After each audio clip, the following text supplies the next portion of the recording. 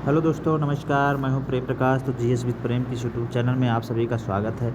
तो आज काफ़ी दिनों के बाद हम फिर से आप लोगों के बीच में क्लास को लेकर हाजिर हूं और आज हम शुरुआत करेंगे भारतीय संविधान और राज्य व्यवस्था को। जी हाँ, जैसे कि आप लोग जानते हैं कि पहले की क्लास में हमने आधुनिक इतिहास, प्राचीन इतिहास और मध्यकालीन इतिहास के बारे में डिस्कस किया है और रैपिड फायर माध्यम से मैंने प्राचीन इतिहास के लगभग 500 क्वेश्चनों को भी डिस्कस कर चुका हूँ। आप हमारे प्लेलिस्ट में जाके वहाँ से देख सकते हैं।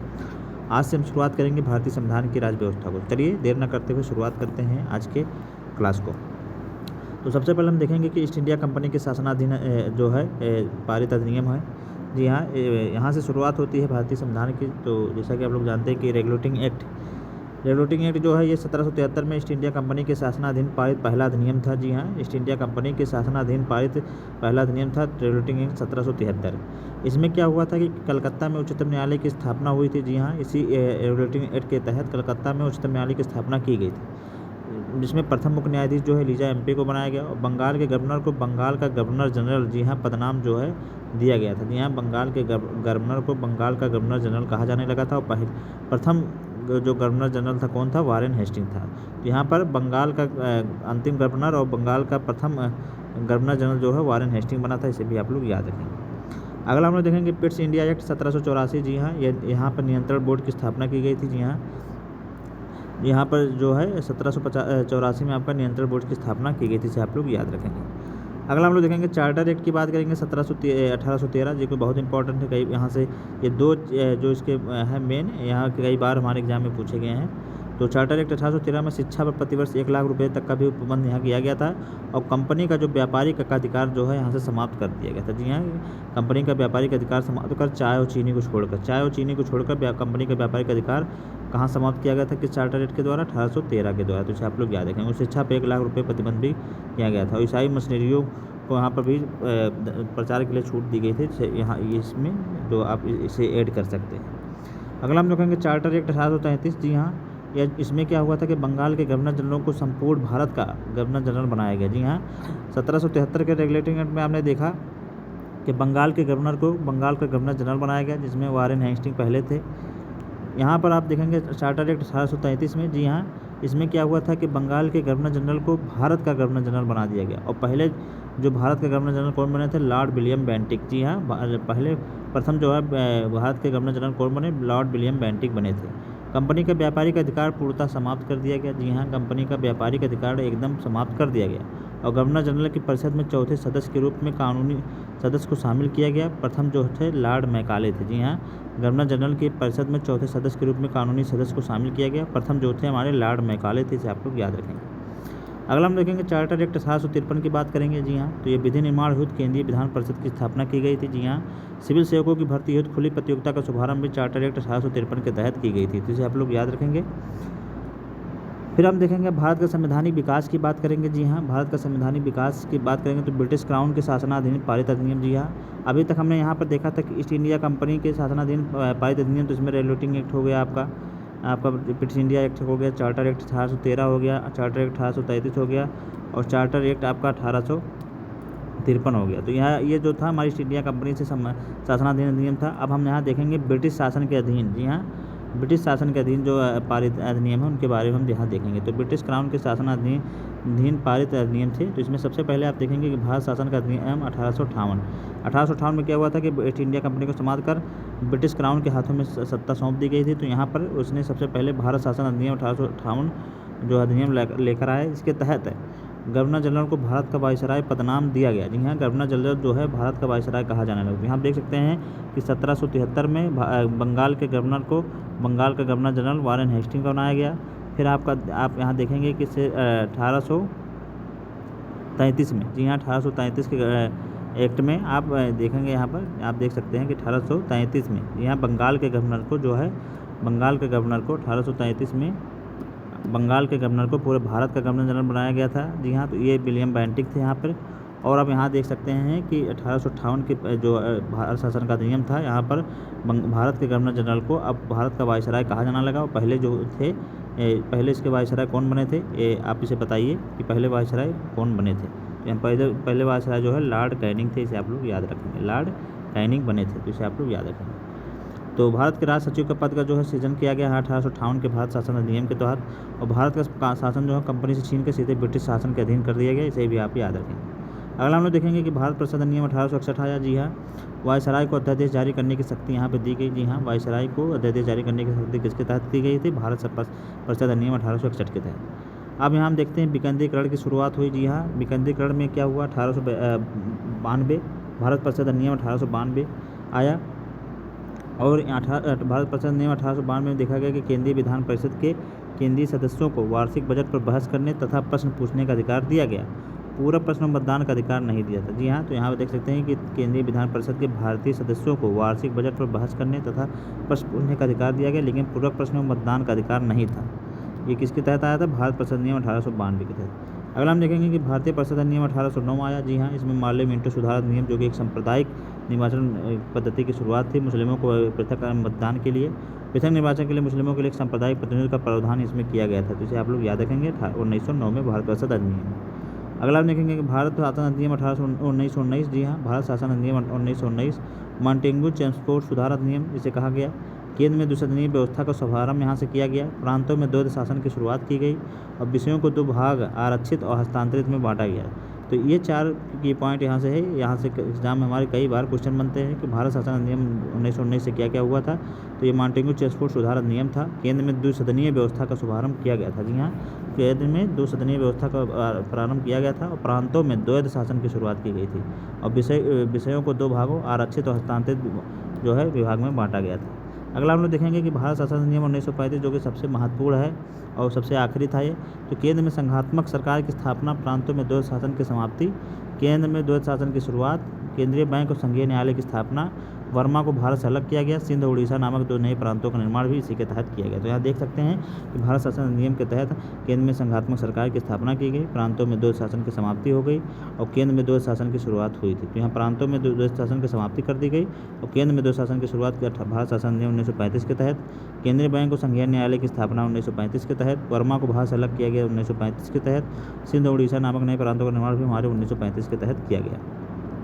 यह हमने देख लिया। अब हम चलेंगे यहाँ पर भारतीय संविधान सभा की बात करेंगे। जी हाँ, भारतीय संविधान सभा के बारे में चर्चा करेंगे।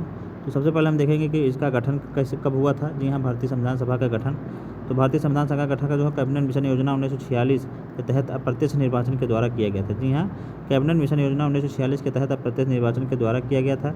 सदस्य संख्या की बात करेंगे तो कुल 389 सदस्य इसमें थे।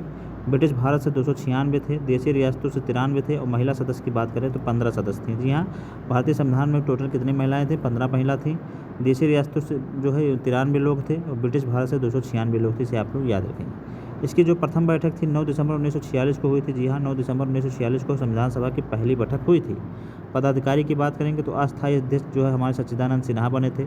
अस्थायी अध्यक्ष जो है डॉक्टर राजेंद्र प्रसाद बने थे, जो कि हमारे पहले राष्ट्रपति भी थे। और उपाध्यक्ष की बात करें तो एस.सी. मुखर्जी थे और संवैधानिक सलाहकार की बात की जाए तो बी.एन. राव जी थे। तो इसे आप लोग याद रखेंगे। संवैधानिक सलाहकार कौन थे? हमारे बी.एन. राव जी थे।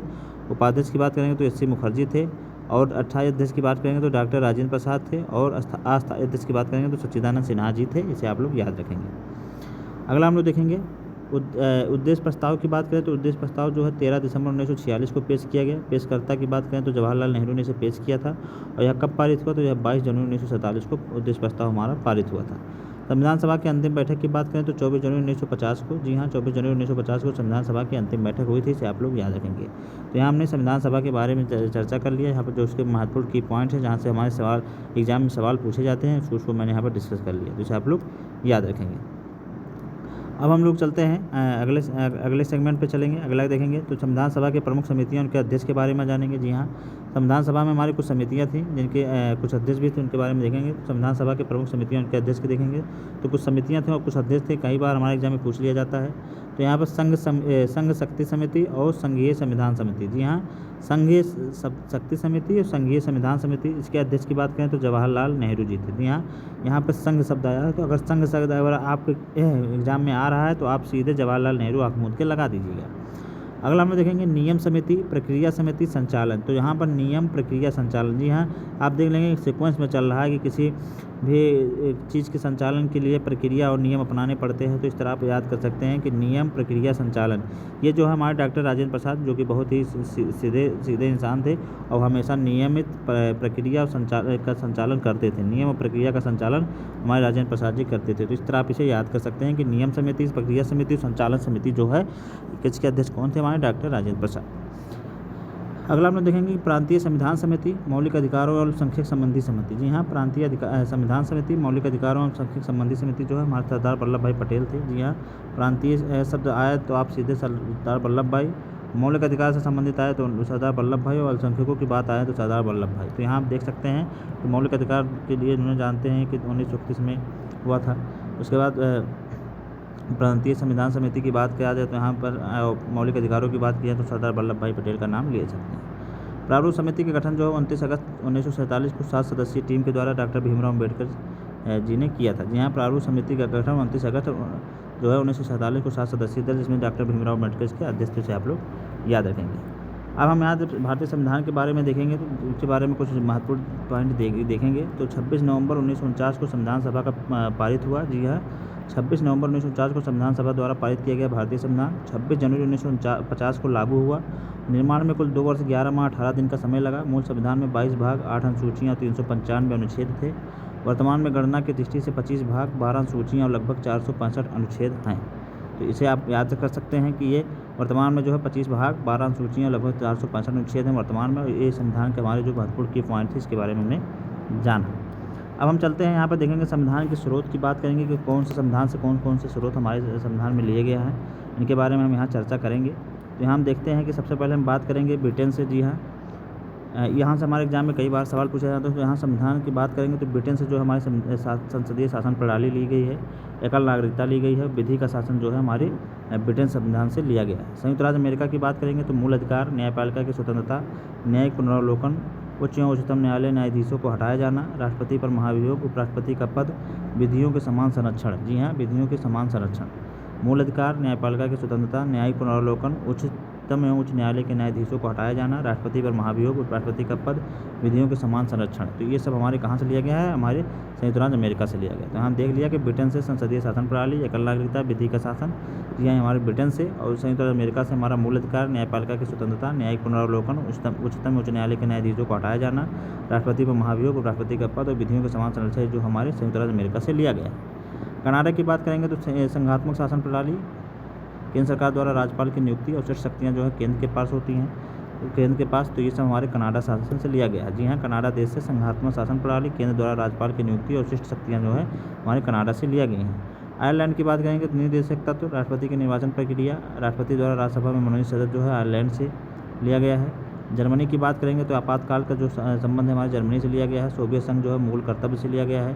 दक्षिण अफ्रीका की बात करेंगे तो संविधान संशोधन प्रक्रिया जो है दक्षिण अफ्रीका से लिया गया है। जापान की बात करेंगे तो विधि द्वारा स्थापित प्रक्रिया जो है जापान से लिया गया है। इसे आप लोग याद रखेंगे। तो यहाँ हमने देख लिया कि संविधान के कुछ स्रोत थे, किन किन देशों से क्या क्या चीज़ें ली गई हैं, और सबसे ज़्यादा जो स्रोत माना जाएगा तो 1935 भारत संविधान अधिनियम से लिया गया है। वहाँ का हूबहू मतलब 50% से प्लस जो चीज़ें हैं वो हमारे उसी से ली गई हैं, जिसे आप लोग याद रखेंगे। अब हम यहाँ उद्देशिका प्रस्तावना की बात करेंगे। जी हाँ, तो यहाँ प्रस्तावना के बारे में देखें, यहाँ से हमारे एग्जाम में कई बार सवाल पूछे जाते हैं। तो यहाँ हम देखते हैं कि भारत होगा। जी हाँ, भारत एक संपूर्ण प्रभुत्व संपन्न समाजवादी पंथ निरपेक्ष और लोकतांत्रिक गणराज्य।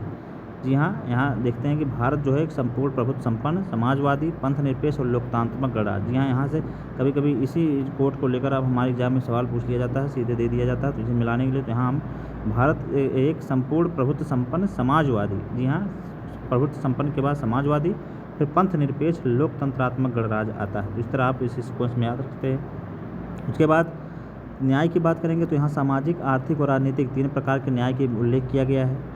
स्वतंत्रता की बात करेंगे तो विचार, अभिव्यक्ति, विश्वास, धर्म और उपासना। जी हाँ, 5 प्रकार की जो है स्वतंत्रता की बात हमारी उद्देशिका या प्रस्तावना में की गई है। समता की बात करेंगे तो प्रतिष्ठा और अवसर की जो है समता की गई है यहाँ पर बात।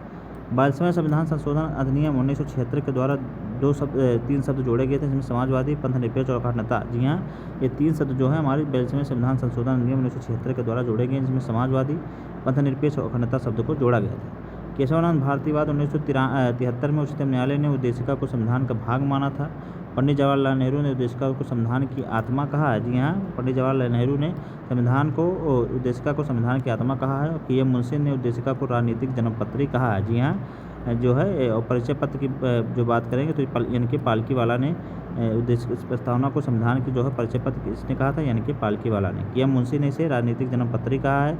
और जवाहरलाल नेहरू ने संविधान की आत्मा किसे कहा है, प्रस्तावना, तो इसे आप लोग याद रखेंगे।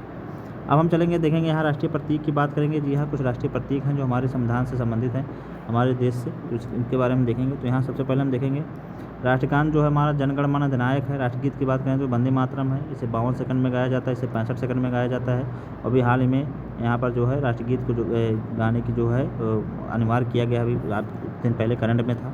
राष्ट्रीय पशु की बात करेंगे तो बाघ है। राष्ट्रीय पक्षी की बात करेंगे तो मोर है। राष्ट्रीय कैलेंडर की बात करेंगे तो शक संवत पर आधारित है।